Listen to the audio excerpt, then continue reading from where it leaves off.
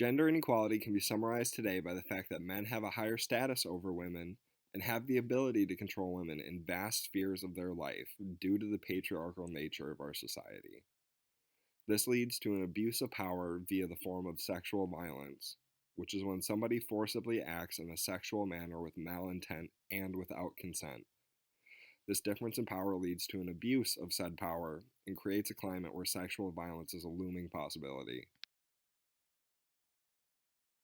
In order to understand how these inequalities happen, we must be aware of how gender is constructed in our society.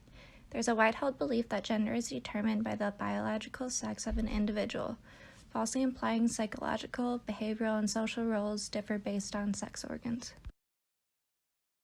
In reality, gender is not a natural process. Rather, it is socially organized and constructed. Gender is something an individual performs or does. Individuals are able to learn behaviors of femininity and masculinity. The way an individual makes personal decisions is based within rules and constraints of social institutions. These gender norms and beliefs reinforce and promote a system of inequalities where male and female genders are viewed as natural opposites. Doing gender is a performance one does to display their identity to others. However, this identity is not a choice and is a lifelong performance one must do. There is a conception that there are only two valid genders in our society, which are cis men and cis women. However, gender differed greatly over time and through cultures, which relates that this is a social construct and is not something that is inherent. People believe that cis men and cis women are inherently different, though, based on the fact that they carry different genitalia, despite the fact that this is only 1% of the human body. Since we view physical gendered bodies as opposites and disregard their overwhelming similarities, we then justify gender differences as natural. Girls are raised to fit within the norms of femininity, while men are taught to fit within the norms of masculinity.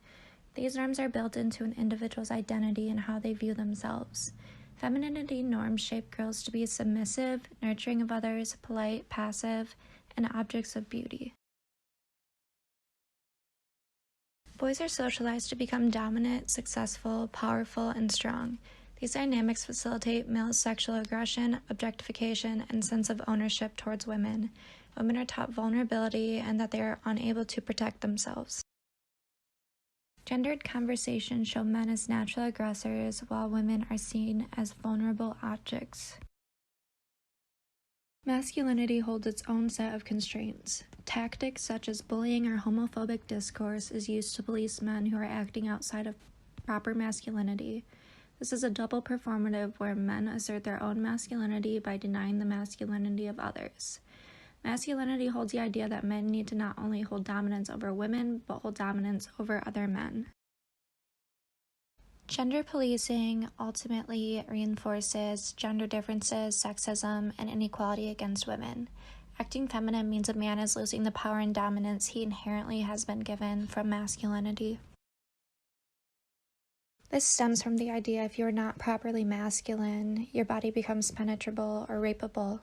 With the loss of masculinity, other individuals will now treat you the way that they would treat someone who is feminine. We carry an idea as a society that relays that women are weaker than men to many facets, and thus they are always subjected to this hypothetical and underlying fear of violence from men. Due to the fact that we have painted this image of the strong man and the frail woman, we then in day-to-day discussions seem to find men able to protect women from harm, but not vice versa. This way of thought results in social behavior such as women having to take precautionary measures to avoid becoming a victim in public, whereas the men in society, they normally are allowed to enter the world without caution.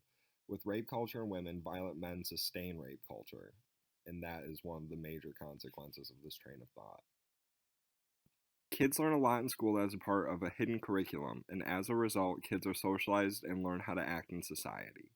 This leads to consequences such as women being quiet or ignored in adulthood and women being seen as decorative objects and something to be taken advantage of.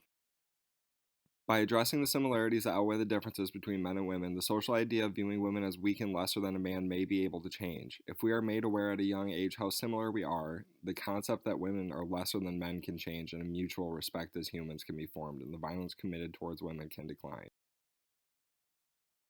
Starting at a young age, we can teach both boys and girls about what consent is and how to set and respect boundaries. Additionally, we can teach girls that they too can be powerful, successful, and strong, as well as teaching boys that they do not have to fit the idea of being a real man. Their emotions and interests are valid, whether or not they fit into the constraint of masculinity. Since society teaches women to fear sexual assaults and that they are naturally rapeable, many believe rape is unavoidable.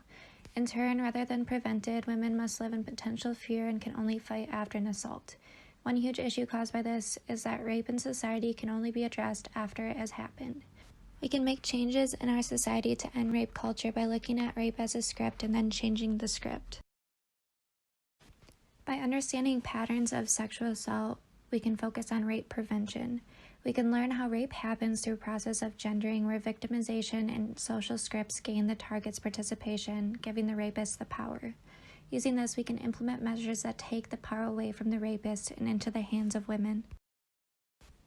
We can reject the idea that women need to interact with men in a polite manner, and we can change the script that women are weaker than men and teach that men's bodies are vulnerable as well.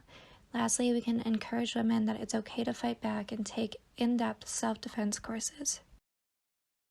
Although current gender inequality creates an unfair power dynamic that causes sexual violence in our society, we do have the power to change it. Once we recognize that gender is not natural but rather socially constructed, we can change the constructs that promote gender differences.